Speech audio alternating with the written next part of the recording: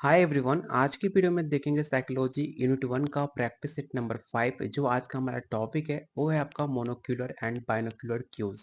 ये टॉपिक आपके unit 1 syllabus according है, जो आपके यूनिट 1 टॉपिक नंबर 4 में जाकर आप देख सकते हो। ये टॉपिक आपके सिलेबस में मेंशन है, जो कि काफ़ी इंपॉर्टेंट है आपके एग्जाम का पॉइंट ऑफ व्यू से। तो आज इस टॉपिक को हम काफ़ी डिटेल में कवर करने वाले हैं। तो चलिए शुरू करते हैं आज का पहला क्वेश्चन। लेकिन उससे पहले अगर आप पीसीटीआरई 4 स्टेट सेकेंड फेज की तैयारी कर रहे हो, तो जो आपको साइकोलॉजी का जो सिलेबस है, उस सिलेबस में आपको 15 यूनिट मेंशन किए गए हैं, जो हर एक टॉपिक को काफ़ी डिटेल में कवर करते हुए आपको 3000 से ज़्यादा टॉपिक वाइज क्वेश्चन आंसर, अलग से आपको एनसीईआरटी जो सबसे ज़्यादा बीपीएससी और स्टेट में क्वेश्चन अगर पूछे जाते हैं तो आपका स्टेट आपको एनसीईआरटी से, जो आपको अलग से चैप्टर वाइज आपको क्वेश्चन आंसर दिया जा रहा है।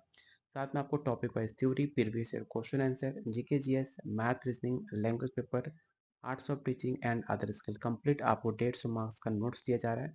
साथ में आपको साइकोलॉजी का ग्रुप मिलेगा, जिसमें आपको मिलेगा डेली क्यूज, प्लस आप ग्रुप डिस्कशन साथ में कर सकते हो। ये सब कुछ मिलेगा सिर्फ आपको 500 में, जो लेने के लिए आप इस नंबर पे कॉल और व्हाट्सअप कर सकते हो। जो डेली बहुत सारे बच्चे ज्वाइन कर रहे हैं, और साथ में खुद मैं आपको गाइड करूँगा क्या क्या पढ़ना है, किस टॉपिक पे ज़्यादा जोर देना है, किस टॉपिक को बिल्कुल भी टच नहीं करना, कैसे मैंने खुद का पेपर क्वालिफाई किया, हर एक चीज़ आपको डिटेल में बताया जाएगा। तो चलिए शुरू करते हैं आज का पहला क्वेश्चन। और प्लीज़ वीडियो को लाइक और शेयर जरूर करना, क्योंकि आपका एक लाइक हमें काफ़ी मोटिवेट करेगा आपके लिए और बेहतरीन से बेहतरीन क्वेश्चन लाने के लिए। तो प्लीज़ वीडियो को लाइक और शेयर जरूर करना। पहला क्वेश्चन है, गहराई की धारणा के लिए निम्नलिखित में कौन सा द्विनेत्री संकेत है? Which of the following is a binocular cue for depth perception? पहला ऑप्शन है रेखीय परिप्रेक्ष्य, ऑप्शन बी है रेटिनल विषमता, ऑप्शन सी है बनावट प्रवणता, या ऑप्शन डी अंतर्वेशन। तो बताना क्वेश्चन 1 का राइट आंसर क्या होगा।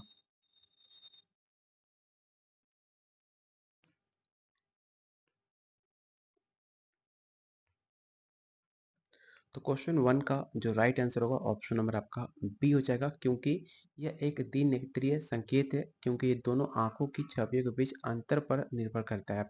तो ऑप्शन नंबर बी इसका राइट आंसर होगा।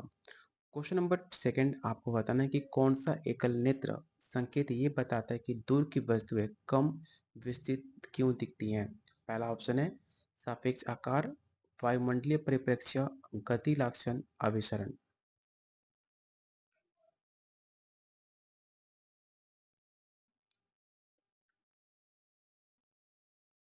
तो क्वेश्चन सेकंड का जो राइट आंसर होगा ऑप्शन नंबर आपका बी हो जाएगा, क्योंकि जो दूर की वस्तुएं होती हैं वो वायुमंडल के कारण धुंधली और कम दिखाई देती हैं, जिस वजह से आपका राइट आंसर होगा वायुमंडलीय परिप्रेक्ष्य, option number B. Question number third, retinal विषमता किससे संबंधित है? ये सेम क्वेश्चन आपको स्टेट में पूछा गया था, तो इस क्वेश्चन को याद रखिएगा कि रेटिनल विषमता किससे संबंधित है। पहला ऑप्शन है एकल नेत्र संकेत, द्विनेत्री संकेत, गति संकेत, या समंजन।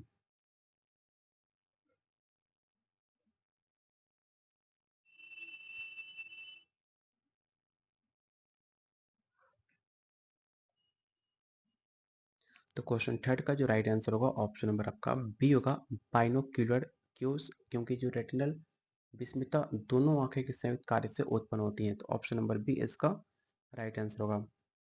क्वेश्चन नंबर 4 आपको बताना है कि इस सेम क्वेश्चन आपको बीपीएससी में पूछा गया था। जो गाड़ी चलाते समय जो वस्तुएं होती हैं, दूर की वस्तुएं तेजी से चलती हुई प्रतीत होती हैं, ये किसके कारण होता है? अगर आपने ट्रेन या फिर किसी भी कार से ट्रेवल करते हो, किसी भी बाइक से भी ट्रेवल करते हो, तो जो आपकी दूर की चीज़ें होती हैं आपने देखा वो काफ़ी फास्ट मूव करती है। ये किसके प्रति ऐसा प्रतीत होता है, आपको ये बताना है। पहला ऑप्शन अभिसरण, गति लक्षण, सापेक्ष ऊंचाई, या रेखीय परिप्रेक्ष्य।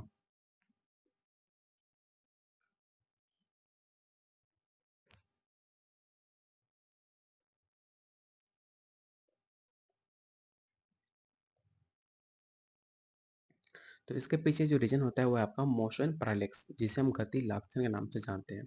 जिस वजह से जो गति के दौरान जो जो भी पास की वस्तुएं होती हैं वो तेज़ी से, और दूर की वस्तुएं काफ़ी धीमी से चलती हुई प्रतीत होती हैं। तो इसका पीछे आपका मोशन पैरालेक्स का हाथ होता है, ऑप्शन नंबर बी इसका राइट आंसर होगा। क्वेश्चन नंबर 5, मस्तिष्क गहराई का अनुमान लगाने के लिए दोनों आंखों की छवियों में अंतर का उपयोग करता है, उसे हम क्या कहते हैं? क्या उसे हम इंटरपोजिशन कहते हैं, option number B retinal disparity कहते हैं, या टेक्सचर ग्रेडियंट कहते हैं, या शेडिंग कहते हैं।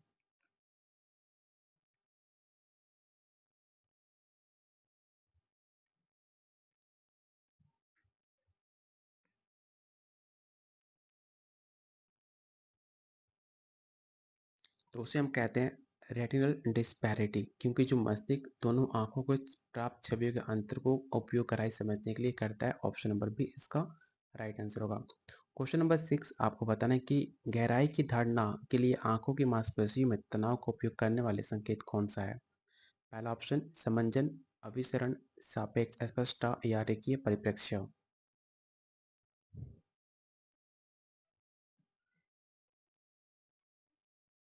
अगर आपने अभिसरण के बारे में पढ़ा होगा एनसीईआरटी क्लास 11 में, तो आपको आसानी से पता होगा कि जो भी हमारे निकट की वस्तु होती हैं उस पर ध्यान केंद्रित करने पर आंखों की मांसपेशियों पर तनाव पड़ता है, जिस वजह से कि जो हमारी गहराई की धारणा होती है, जो मांसपेशियां होती हैं, उस तनाव का उपयोग करने में उस संकेत का कार्य करती है। तो ऑप्शन नंबर बी इसका राइट आंसर होगा।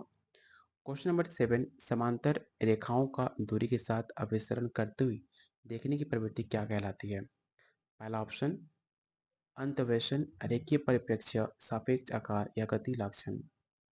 जल्दी से बताइए क्वेश्चन 7 का राइट आंसर क्या होगा?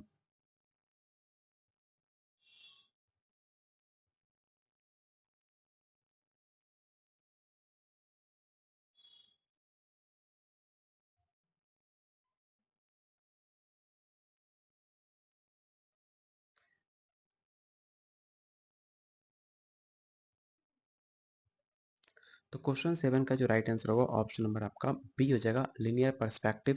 जो समांतर रेखाएं होते हैं उनको दूरी बढ़ाने पर एक बिंदु पर मिलती है जैसा प्रतीत फील होता है। अगर आप मान लो ऐसा कोई लाइन खींचा जा रहा है, जो समांतर रेखाएं हैं, जो लीनियर पर्सपेक्टिव है, तो कहीं ना कहीं जाकर लाइन आपको मिलने का ऐसा प्रतीत होता है, जिसको हम लीनियर पर्सपेक्टिव के नाम से जानते हैं। तो ऑप्शन बी इसका राइट आंसर होगा। अगला क्वेश्चन काफी इंपॉर्टेंट है, which is not a monocular Q. इनमें से कौन एकल नेत्र संकेत नहीं है? पहला ऑप्शन छायाकान, अभिसरण, बनावट, या सापेक्ष ऊंचाई।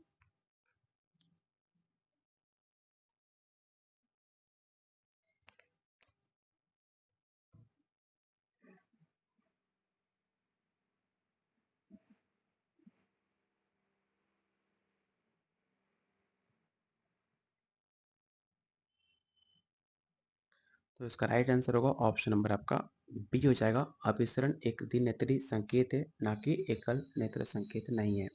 तो इसे याद रखिएगा, ऑप्शन बी इसका राइट आंसर होगा। क्वेश्चन नंबर 9 आपको बताना है कि लोप बिंदु किस संकेत से जुड़ा हुआ है।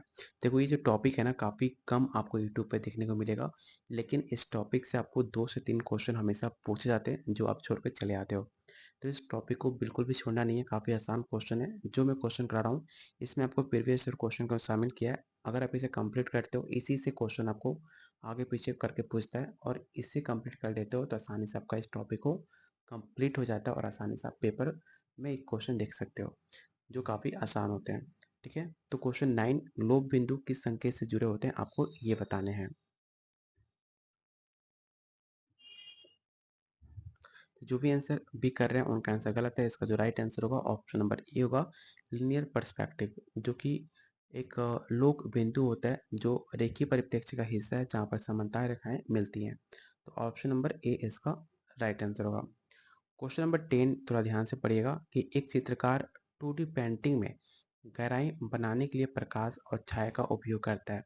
ये उपयोग किसका होता है, आपको ये बताना है। 2D पेंटिंग बना रहा है, ठीक है, 2D मतलब 2 डायमेंशन, ठीक है।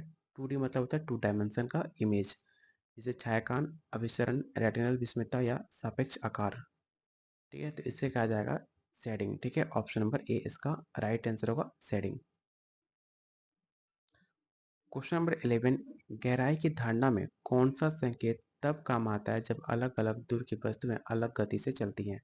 ये क्वेश्चन काफ़ी इंपॉर्टेंट है, इसे ध्यान से पढ़िएगा और ऑप्शन को ध्यान से पढ़िए और बताइए क्वेश्चन 11 का राइट आंसर क्या होगा।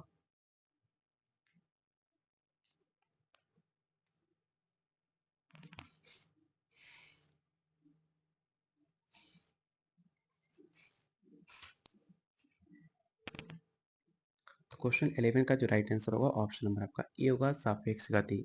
क्योंकि जो पास के वस्तुएं होती हैं वो तेजी से और दूर की वस्तुएं काफ़ी धीमी चलती हुई प्रतीत होती हैं, जो कि मैंने आपको जस्ट बताया था, जो कि सापेक्ष गति का एक कारण माना जाता है, उसे रिलेटिव मोशन के नाम से जानते हैं। तो ऑप्शन नंबर ए इसका राइट आंसर होगा। Question number 12, which binocular cue involves the invert movement of eyes to focus on nearby object? कौन सा दिनेत्रीय संकेत निकट की वस्तु पर ध्यान केंद्रित करने के लिए आंखों के अंदर की ओर घूमने से संबंधित है? पहला ऑप्शन रेटिनल विस्मयता, समंजन, अभिसरण या बनावट प्रवणता।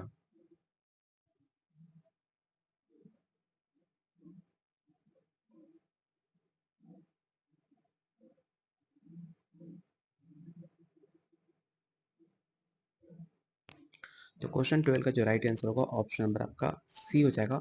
जो निकट की वस्तुएं होती हैं ध्यान केंद्रित करने के लिए आंखों के मांसपेशियां अंदर की ओर घूमती है, इसे याद रखिएगा, ऑप्शन सी इसका राइट आंसर होगा। क्वेश्चन नंबर 13, दूरी बढ़ने पर बनावट का दाना संघन दिखाई देने के कारण क्या कारण है?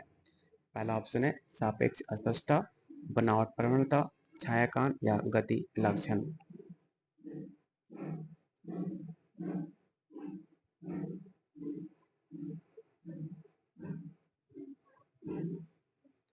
तो क्वेश्चन 13 का जो राइट आंसर होगा ऑप्शन नंबर आपका बी होगा, टेक्सचर ग्रेडियंट, जो कि दूरी बढ़ने पर बनावट पैटर्न संघन और कम दिखाई देता है। तो क्वेश्चन नंबर 14 आपको बताना है कि वायुमंडलीय कणों के कारण एक पहाड़ का धुंधला दिखाई देना किसका उदाहरण है? ये सेम क्वेश्चन आपको बीपीएससी में पूछा गया था कि माउंटेन है जो कि appearing hazy due to atmospheric particles in example of. वायुमंडलीय कणों के कारण एक पहाड़ का धुंधला दिखाई देना किसका उदाहरण माना जाता है? पहला ऑप्शन है वायुमंडलीय परिप्रेक्ष्य, रेखीय परिप्रेक्ष्य, सापेक्ष आकार या समंजन।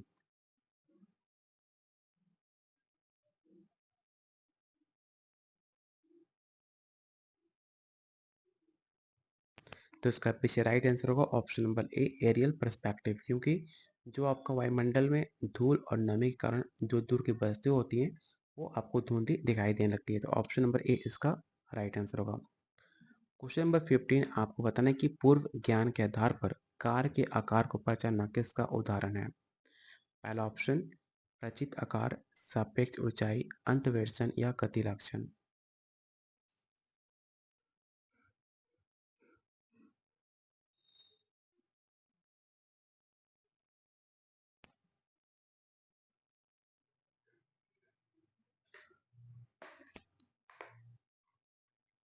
तो क्वेश्चन 15 का जो राइट आंसर होगा ऑप्शन नंबर आपका ए हो जाएगा, फैमिलियर साइज। अगला क्वेश्चन, कौन सा एकल नेत्र संकेत आंख के लेंस के मस्तिष्क द्वारा समंजन का उपयोग करता है? पहला ऑप्शन है समंजन, अभिसरण, रेटिनल विस्मयता या छायाकान।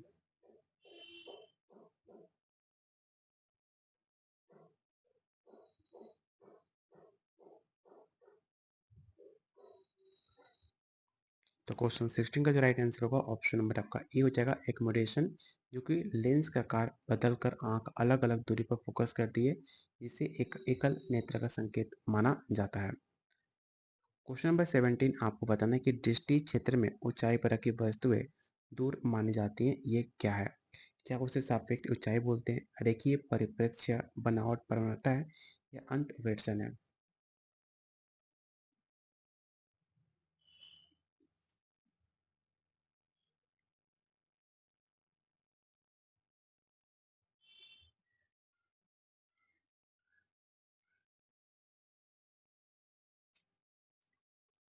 तो इसका राइट आंसर होगा ऑप्शन नंबर ए, रिलेटिव हाइट। जो भी दृष्टि क्षेत्र में ऊंचाई या स्थित वस्तुएं दूर मानी जाती हैं, जैसे कि आकाश में बादल, वो सब आपके रिलेटिव हाइट के एग्जाम्पल माने जाते हैं। तो ऑप्शन नंबर ए इसका राइट आंसर होगा। क्वेश्चन नंबर 18, 3D फिल्मों में गहराई का प्रभाव बनाने के लिए किस संकेत का उपयोग होता है? अगर आपने 3D मूवी देखा होगा तो उसमें एक बार नोटिस किया होगा, तो काफ़ी डीप दिखाते हैं, काफ़ी डीप होता है, उनके इफेक्ट में काफ़ी गहराई होती है। उसके पीछे किस संकेत का उपयोग होता है आपको ये बताना है। इस क्वेश्चन को याद रखिए, काफ़ी इंपॉर्टेंट है कि 3D में इफेक्ट दिखाने में किसका उपयोग किया जाता है? रेटिनल विषमता, वायुमंडलीय परिप्रेक्ष्य, सापेक्ष आकार या गति लक्षण।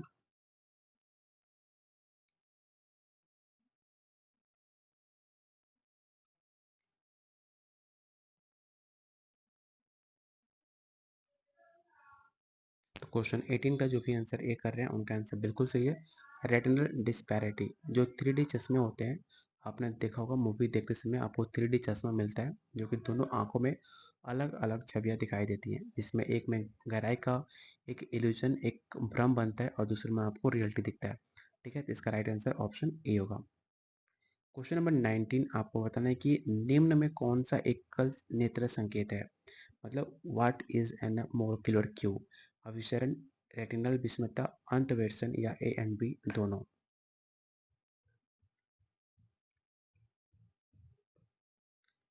तो जो भी आंसर डी कर रहे हैं उनका आंसर गलत है। इसका जो राइट आंसर होगा ऑप्शन नंबर आपका सी होगा। अंतःवेशन एकल नेत्र संकेत है, जबकि अभिसरण और आपका रेटिनल विषमता दोनों द्विनेत्रीय संकेत माने जाते हैं, मतलब बाइक्यूलर माने जाते हैं। तो इसका राइट आंसर होगा ऑप्शन नंबर सी। और आज का लास्ट और मोस्ट इंपॉर्टेंट क्वेश्चन आपको बताना है कि जब एक आंख बंद होती है तो कौन सा संकेत अप्रभावी हो जाता है। जब आप एक आंख बंद करते हो तो कौन सा संकेत आपको इन इफेक्टिव हो जाता है, आपको ये बताना है। पहला ऑप्शन है देखिए परिप्रेक्ष्य, दिनचर्या संकेत, बनावट प्रवणता या छायांकन।